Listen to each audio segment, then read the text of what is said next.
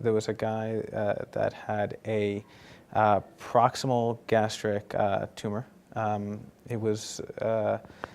He had no nodes seen on any of the scans. He would have gone for an operation. The lesion was not particularly deep. It would have been classified as a T2.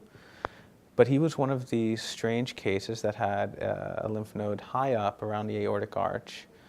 I saw it, and no one believed it. So we reviewed it in tumor board, and I said, well, why do you think that's a malignant node just based on your EUS? I said, well, I can prove it. If you want me to biopsy it, I'll biopsy it. If the biopsies are insufficient, I'll do even better. I'll put an endomicroscope into the node.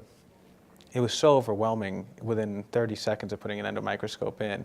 I said I could stop here, but these guys are not going to believe me, so I took a core biopsy, and it was overwhelmingly cancer.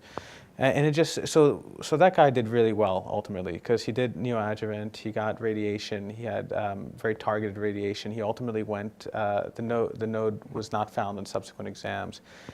He ultimately went for a resection. He's doing great.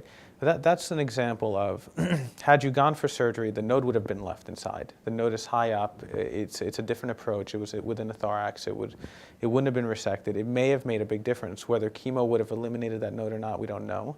Whether he would have had a bloom of cancer after surgery, we don't know. It happens. We see that. And how often are we missing these nodes? And how often does that explain what happens to that subset of patients you thought should have done well and didn't? So I think accurately staging lymph nodes is a big deal.